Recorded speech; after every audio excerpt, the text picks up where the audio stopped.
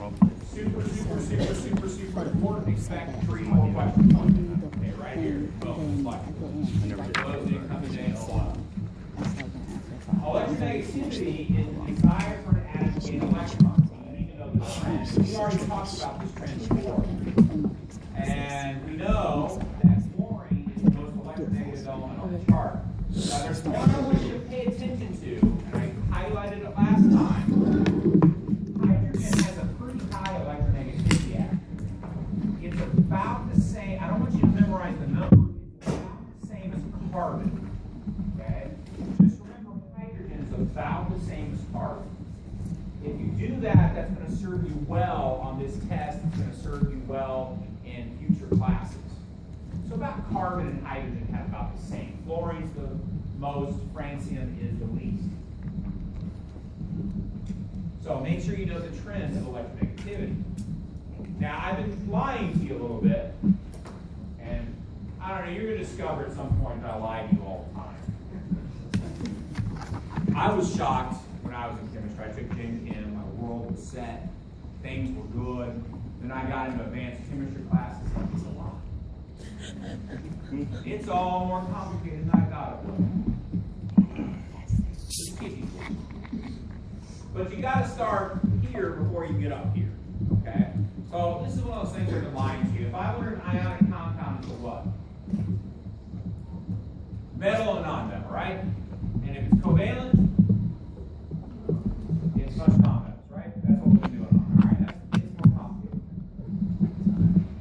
You can mathematically calculate what type of bond it is using electronegativity differences.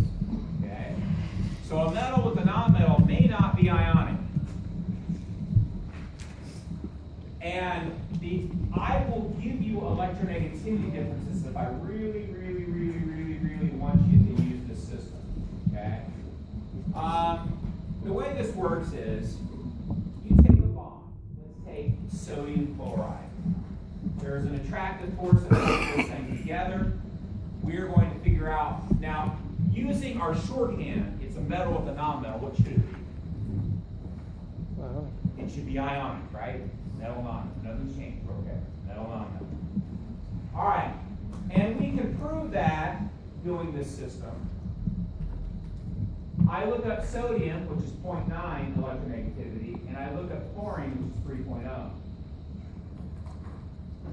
So I'm going to take 0.9 minus 3.0, and I'm taking the absolute value of it because I want it to be positive. And I get what? 2.1? Yeah, 2.1. If the electronegativity difference comes out greater than 2, it's an ionic bond, meaning we're going to have a transfer of electron. It's considered to be complete.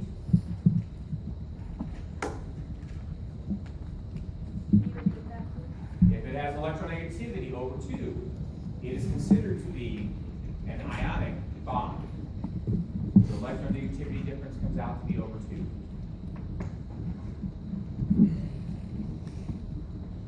Do you think I give you electronegativity values? Yeah, I'm going to give it to you on the test. You're not going to memorize this. Equal to or greater than 2. All right. If this electronegativity value comes out to be 0, so if I had a chlorine to a chlorine bond, this would be 3.0, 3.0. That difference would be 0.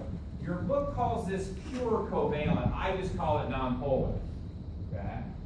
This is considered to be a nonpolar bond, meaning the electron density is evenly distributed between the two atoms. In an ionic compound, we've got that positive and we've got that negative, right? Okay.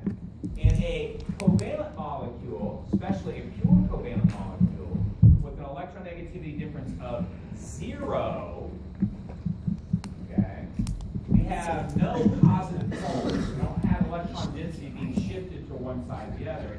I've got a little picture of it here. So here's our electron density. Our electronegativity value is 0. We have 0 of electron density being evenly shared. Whereas with an ionic compound, we have that transfer of an electron, this being held together by a different charge. If it's somewhere in between where it's not 0 and it's not 2, it falls into what we call a polar covalent or a non-polar covalent. If it's 0.1 to 0.4, we call this a non-polar covalent bond. So, for example, if I had something like a nitrogen-oxygen bond, I can look up nitrogen's electronegativity, which is 3, oxygen's, which is 3.5. So 3.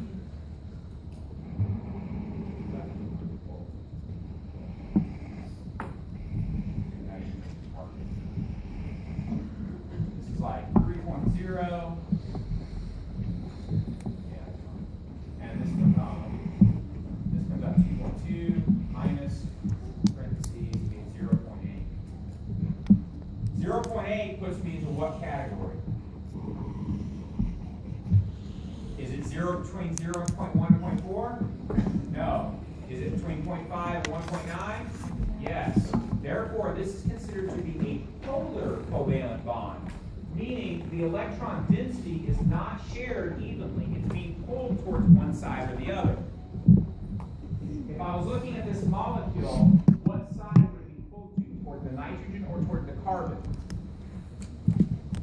The nitrogen, it's more electronegative. You've got to get that trend down. If you want to suffer your entire career, don't know that trend.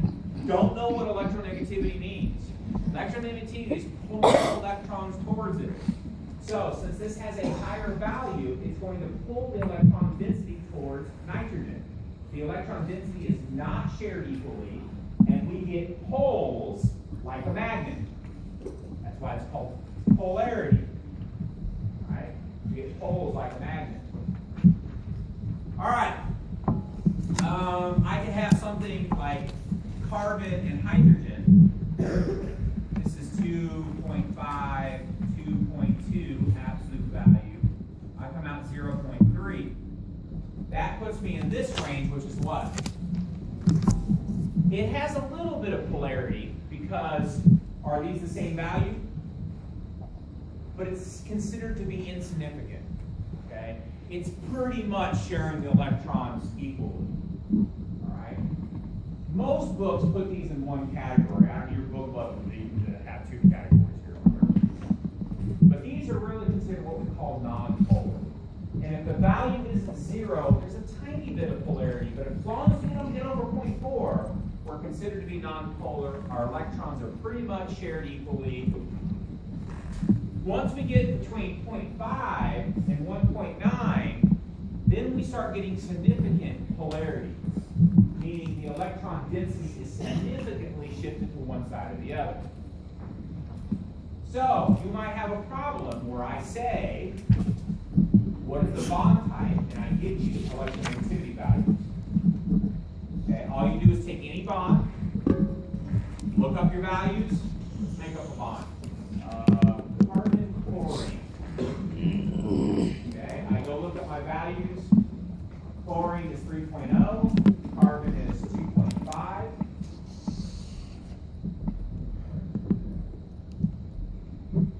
So 2.5, 3.0. Subtract the 2, I come out with 0.5. That puts me into what category? He's giving you the numbers. Covalent. But not the chart. Has the electron density pulled towards it? Chlorine has the electron density pulled towards it. Now, when you have electron density pulled towards you and you have polarity, you can signify that with symbols. That's what these are about here. So this would have a partial negative, and this would have a partial positive charge. Or electronegative, going to have the negativity pulled towards it, so I can put a partial negative. On the other side, I can put a partial positive. Now, is it a pain to pull this out every single time you want to know what a bond is? That's why we have the general rules. Most of the time, if you do the math, and you get a metal with a non-metal, it's going to be over 2, and you're going to get an ionic. put a bunch of nonmetals together, especially if they're not the same, it's going to be polar. And most of the time, when you put two atoms that are the same together, you're going to get what's considered to be nonpolar. So here's our general rules, and I'll go through this in a second. Here's the general rules, because I don't want to pull math out every time. Do you? Okay, so here's our general rules, the Bryan-High rules. All right. 1, metal, non-metal is what? Ionic. Same, nothing's changed. If they're non-metals to a non-metal, and they are not the same atom, they're going to be polar most of the time. Okay?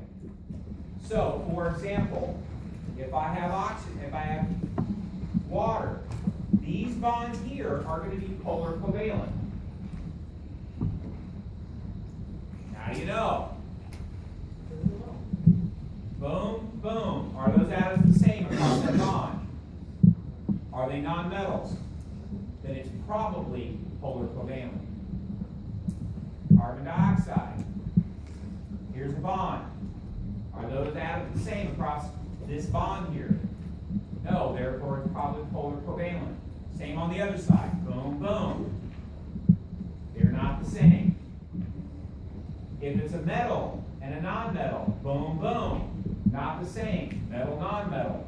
This is probably ionic. Okay, if they're the same, it's definitely nonpolar. Okay, so if they're the same, and they're non-metals especially, this is going to be a nonpolar covalent molecule. Here is the one exception in the whole thing I want you to know. And it's because a big chunk of you are going to take biochemistry and organic. If you pull out the electronegativity difference between carbon and hydrogen, 2.5, 2.2, it comes out to be 0.3, which puts us into the non-polar category. So the only one I expect you to know off the top of your head is that carbon-hydrogen bonds, right in here, are non-polar. You need to know that. All right, let's practice this in theory.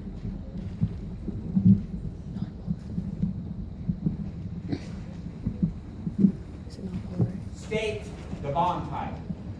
Are they ionic? Are they polar covalent? Are they non-polar covalent? Or, yeah, pretty much polar, non-polar covalent, and ionic. How many bonds are there? 4, so I need to do this 4 times, yeah. Would you repeat what you said about the one exception? The one exception is carbon-hydrogen bonds are considered to be non-polar covalent. That's the one exception you got to know. So carbon-hydrogen bonds are considered to be non-polar covalent. All right, so how many bonds do I have up here? So I can do this 4 times. I have 3 carbon-hydrogen bonds. What are carbon-hydrogen bonds? Non-polar covalent. I have a carbon-chlorine bond. Now, is this ionic? Look on our periodic chart, none of these are metals. So these are non-metals. Are these non-metals the same? Therefore, this is a polar covalent bond. They're non-metals, they're not the same, they're not carbon-hydrogen, polar covalent. This is what your organic professor is going to use all the time. To know.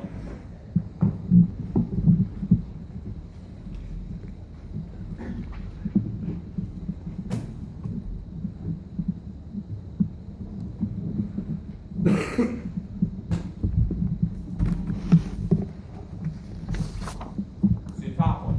Okay.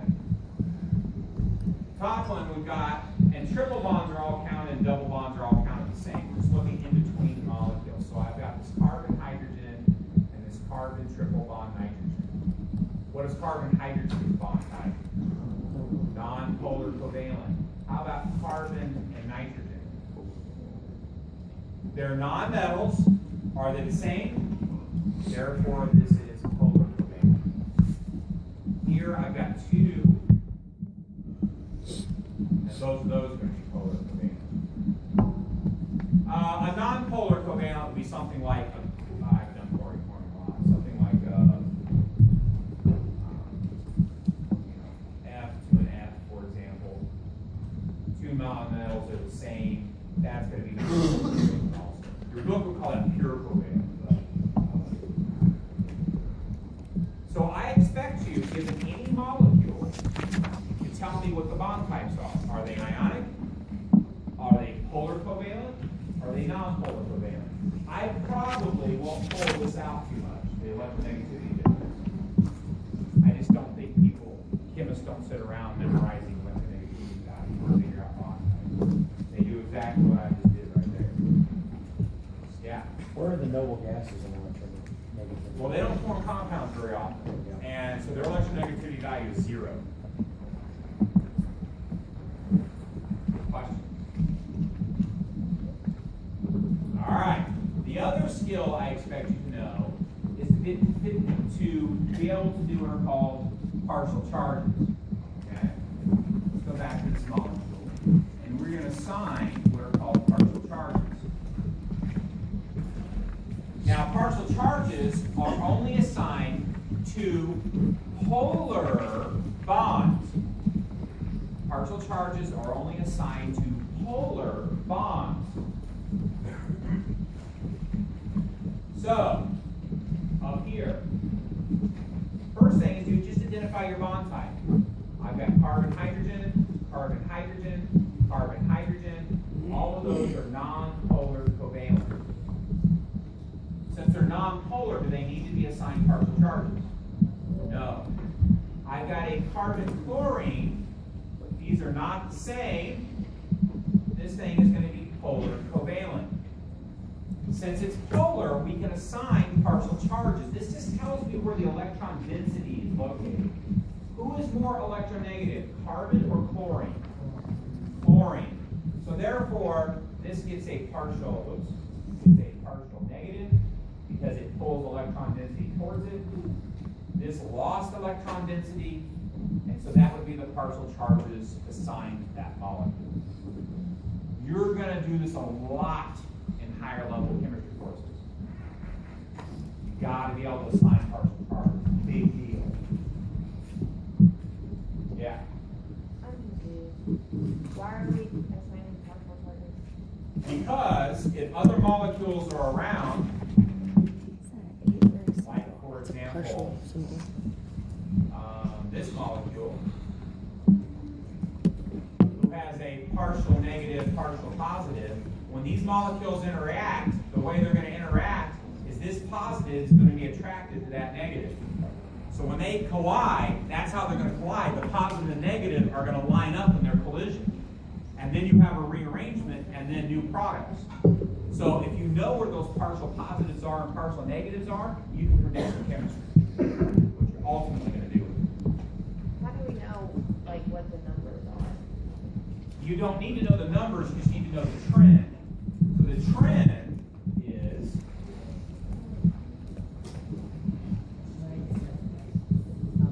it's not an 8. That's a symbol. Is that what it is, maybe?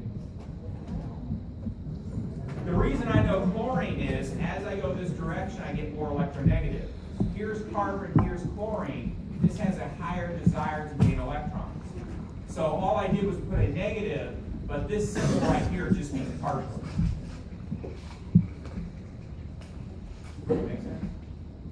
So that means that, if you look at this example here, that the electron density is being pulled towards, in this example, hydrogen and chlorine, is being pulled towards chlorine. So we put this little symbol up there to show that the electron density is being shifted towards chlorine.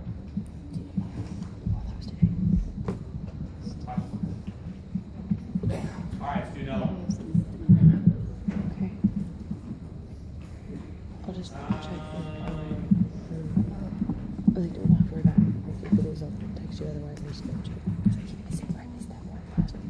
I shocked myself for that one. Water. We're going to assign partial charges.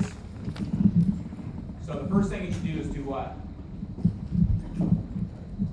Figure out what type of bond it is. Okay? So this is oxygen, hydrogen, and they are nonmetals. They're not carbon-hydrogen. Are they different? Therefore, these will be polar covalent. That means they have a significant electronegativity difference. So who's more electronegative, oxygen or hydrogen? You forgot.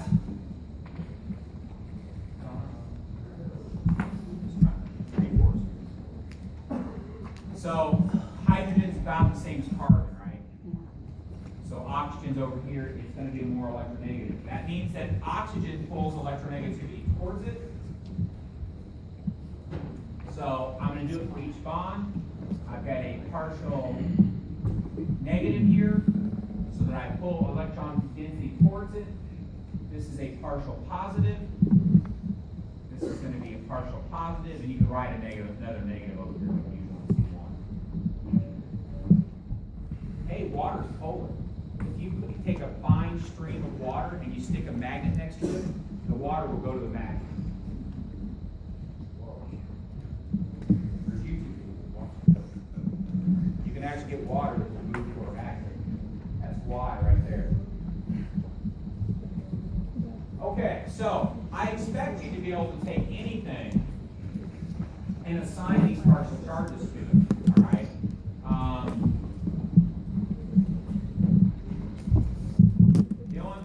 Watch for, you get this. I got carbon, hydrogen, carbon, triple nitrogen. This is a non-polar covalent. This is a polar covalent. So this would be partial negative, partial positive. I don't need to worry about non-polar.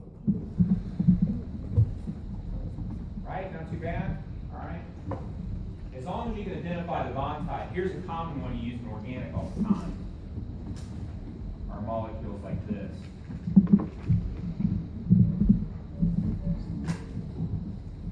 I'm going to assign partial charges. So how many bonds, or how many groups of bonds are we worried about? 3 of them. I've got a carbon hydrogen, carbon double bond, and a carbon chlorine. So we know this could be non-polar covalent. We know this to be polar covalent. We know this to be polar covalent. So let's just do each at a time. So who's more polar between carbon and oxygen? So this would get a partial negative, partial positive. Who's more polar between carbon and chlorine? So this would get a partial negative, partial positive.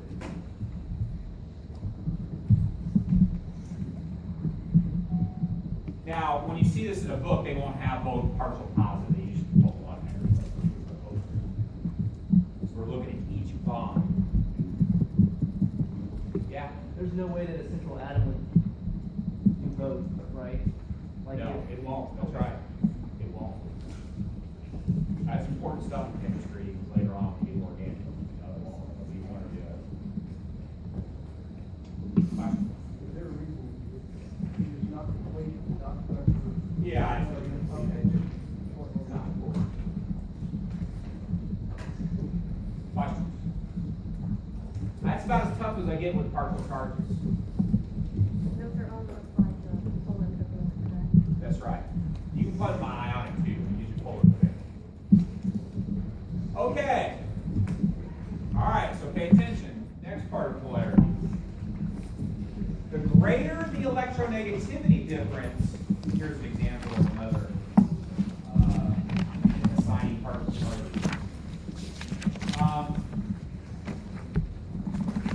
The greater the electronegativity difference, the more polar the bond is. You have to know this. The greater the electronegativity difference, the more polar the bond is. The greater the electronegativity difference, the more polar the bond is. The greater the electronegativity difference, the greater the polarity of the bond. So let's say that I had carbon attached to fluorine and I had carbon attached to iodine. Now, one way we could settle which is the most polar bond is that we could pull out electronegativity difference, and which whenever gave us the greatest number would have the highest electronegativity difference, therefore be the most polar.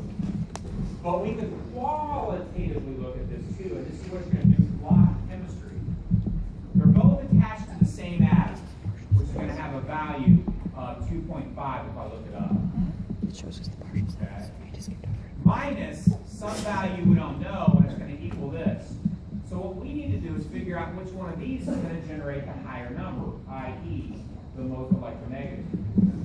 Because the bigger the difference between the electronegativities, the more polar it is.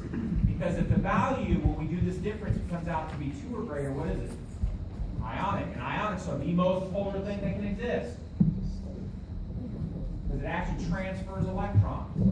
So the bigger that difference is, the more polar it is. So who has a higher electronegativity value, fluorine or iodine?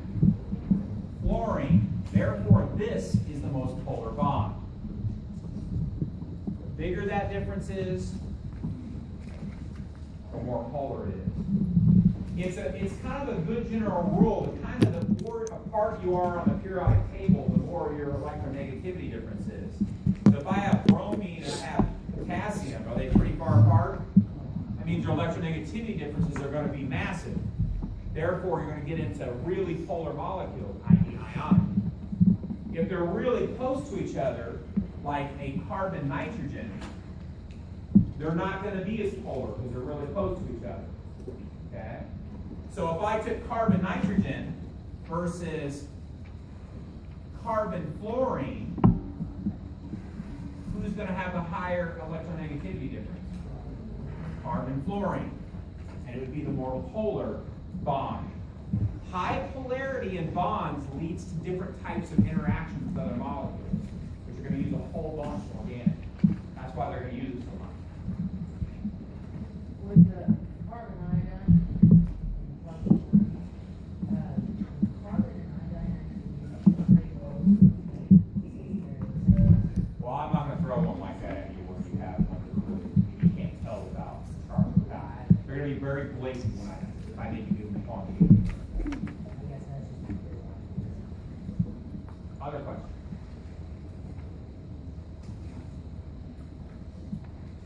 Okay, another way of expressing polarity is a thing called dipole. The more polar you are, the more dipole you are. It's a different mathematical way of measuring it, but you're going to see professors who go on in the future are going to use both terms. Some say, this time they'll say, hey, this is the bond polarity and this is high, or they'll say the dipole is high. Poles mean polarity, di means what? 2. So that's what it means. I've got a dipole. It just means that, for example, if I had carbon iodine versus carbon fluorine, this would have the greatest bond polarity. It would also have the greatest dipole, okay, or dipole moment. That's it. That's all dipole means. That's all you need to know. Dipole, high polarity. Make sure you know it. It will be on the exam, those terms. Make sure you know what a dipole is. Make sure you know what the polarity is. I will give you compounds like this and say, hey, which one is the most polar? You should be able to pull it out. Okay? And there's several of these on my practice exam. Make sure you take some time to work with those. Yeah? You're going to give us the number. So If you need the numbers, I will give them to you. But on this one, I expect you to be able to look at it and figure it out. But if you need them, I will definitely give them to you. And there's several of my practice tests where I give them to you when you need them. What? Okay, so here's just an example. En just means electronegativity difference. As it increases, my dipole increases. All right? They're just a different mathematical way of determining the same thing. So electronegativity differences mean I'm going to have higher dipoles. All right, so here's a question for you. This is where I give you some numbers for your app.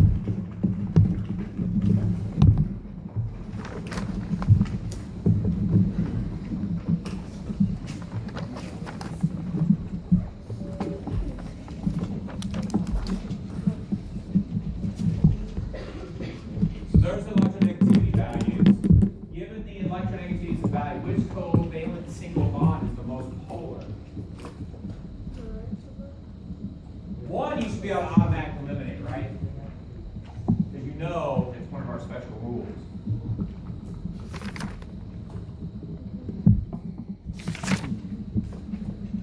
You can figure this out without differences also. You can kind of look on the chart. But here's the value.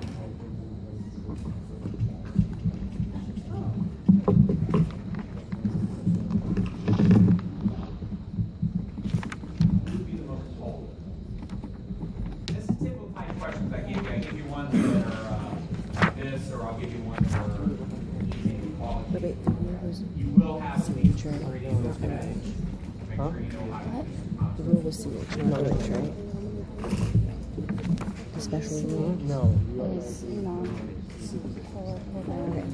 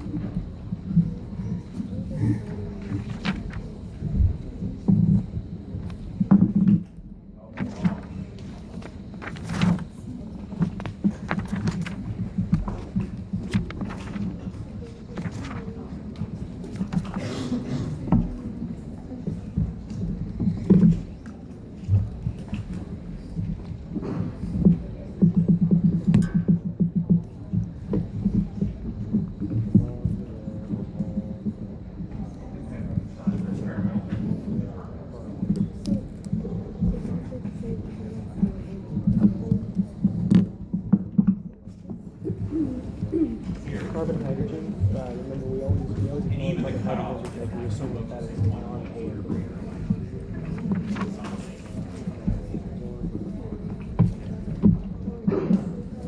That's why.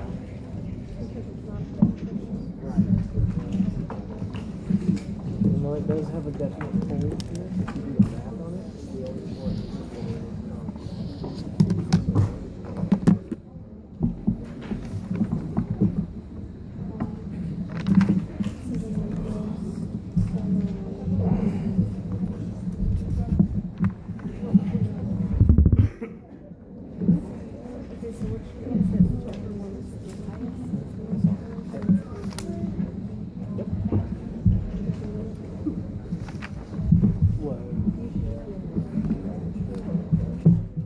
All right, going once.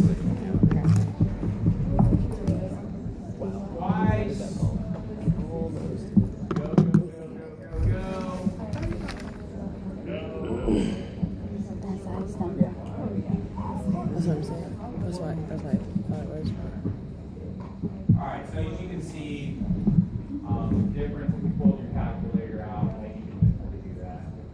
You have the highest difference in electricity.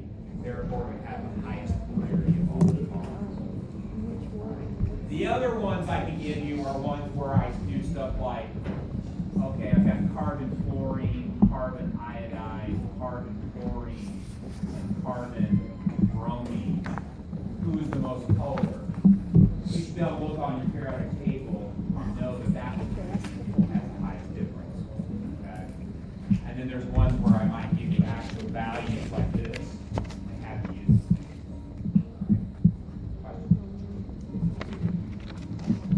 Okay. I gave you. All right. Who has the most polar bond? Which one's the most polar bond?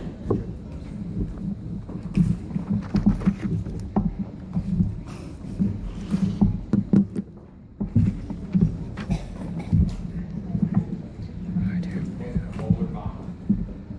If you're in a compound, you just break it apart. You really just have carbon chlorine's a bond, carbon bromine's a bond, carbon fluorine's a bond, carbon iodine's a bond. Carbon, Now, chlorine, in a compound, chlorine, bromine, iodine. So basically, you have the greatest difference. I might ask on the test, which one of these has the highest dipole? Would be another way of asking this I don't know why, question. but that's Which one has the highest dipole? carbon is bonded with fluorine, chlorine, bromine, and iodine up there. So electronegativity goes up as you go this way across the periodic Over table. and up. Yeah, so fluorine is the highest up. Makes sense. Look at your periodic table, look at your trends. You know all these are going to be 2.5. You're looking for one that has the highest number over here. Okay, don't worry about it.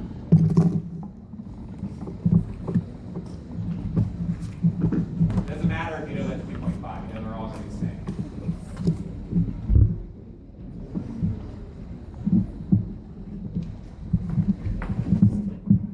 All right, going once.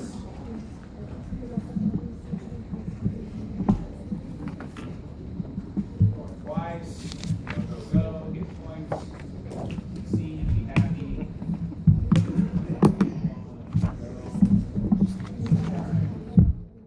What?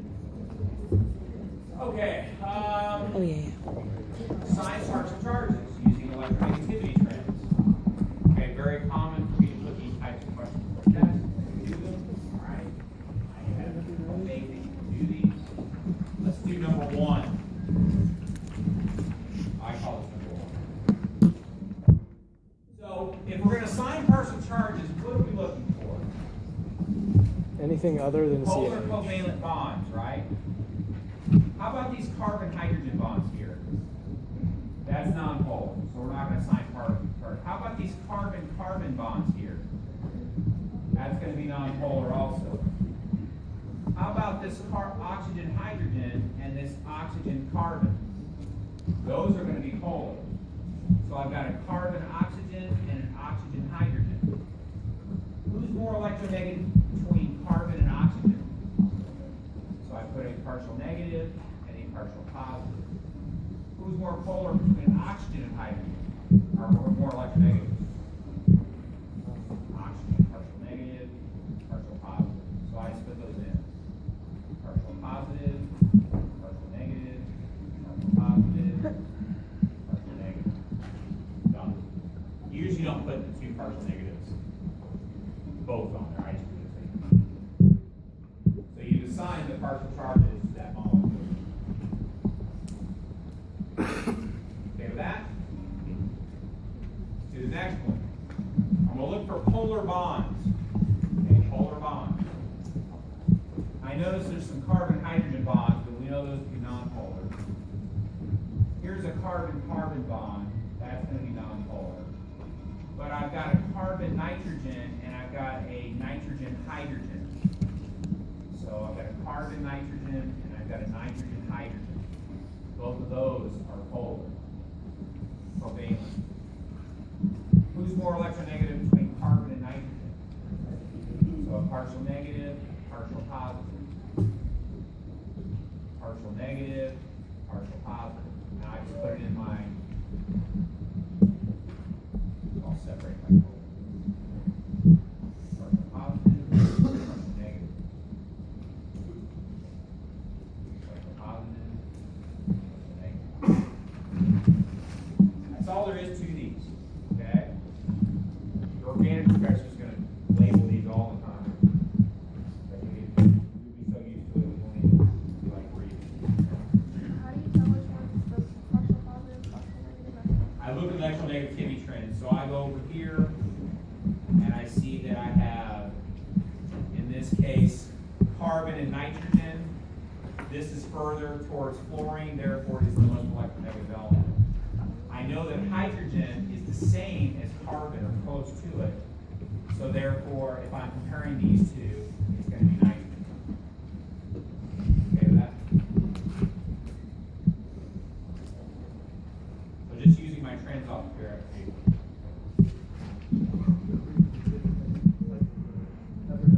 Yeah, you can do that too. Partial, positive, partial. All right, so this other one over here. A lot of stuff going on here. Let's do it. R is not an element. This is amino acids, the whole story. So I've got some nitrogen, hydrogen. That's here. I've got some nitrogens and carbons. That's that's here. I've got some carbon and double bonded oxygen, that's there. I've got some carbon oxygen here. And then between here, even though it's not listed, I got another oxygen hydrogen. Here though. All right, now I'm just going to look at my trends of the periodic table, assign my partial charges. I'll go for each one. Nitrogen is more electronegative, so it's negative, positive. Between carbon and nitrogen, positive, negative. Another one here, positive, negative. I mean, I'm not going to, again, that would all be one symbol if you look at the globe. It would have three symbols up there. So what's the nitrogen particle negative? That's the only thing it can be used for? That's right. You'll never have one that's negative and positive. Those are just the ones that So this is a partial negative, partial positive, partial negative, partial positive, partial negative, partial positive, and the one here. You assigned all the particle charges. So how important is it to know your electronegativity trend? Pretty darn important. Okay, that's going to cost you a lot of points if you don't know how to do it. I got a couple minutes.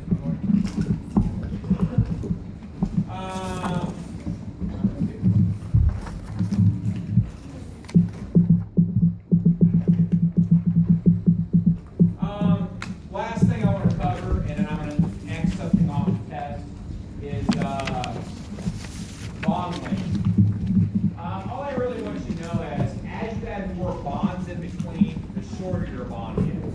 Okay? So triple bonds are much shorter than single bonds. If you know that, I'm pretty happy. And in actuality, that leads to how hard it is to break the bonds. Triple bonds are harder to break than single bonds.